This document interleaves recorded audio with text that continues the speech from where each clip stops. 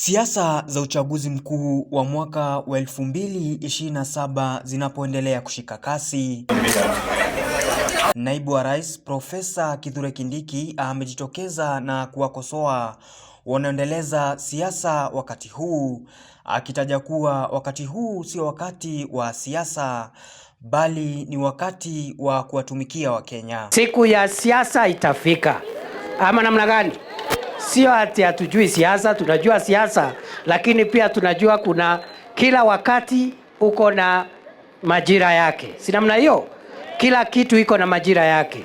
Akizungumza katika kaunti ya Nyandarua baada ya kukagua miradi inayoendelezwa na serikali ya kitaifa maeneo hayo, Kindiki amewakashifu wanaokosoa utendakazi wa serikali, wakiwataka viongozi serikalini kuendeleza siasa, akibaini kuwa serikali itaendelea kujitahidi kufanikisha yote iliyowaahidi wananchi. Kwa hivyo sasa sio majira ya siasa, sasa ni wakati wa kusukuma barabara, kusukuma market, kusukuma stima, na Mungu akitujalia tukifika huko mbele tutapangana.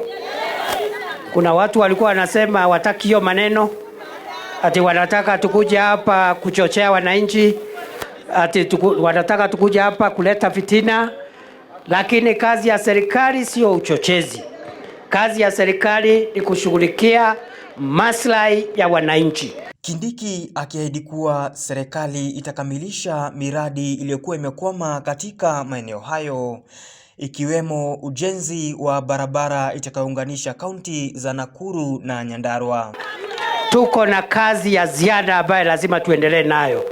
Na kwa sababu mambo sasa imekuwa dhabiti kidogo, tumepata pesa ya serikali ya kuzindua na kukamilisha miradi ya maendeleo ambayo ilikuwa imekwama kidogo, ikiwemo hii barabara yetu ya kutoka Tumaini wa Kiongo mpaka Kabazi kule Nakuru. Rais ametutuma hapa. I want to assure you, watu wa sehemu hii ya Olkalau, hii barabara haitasimama tena.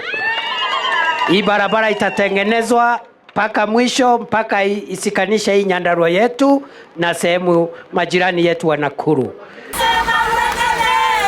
James Mwangi, Undugu TV.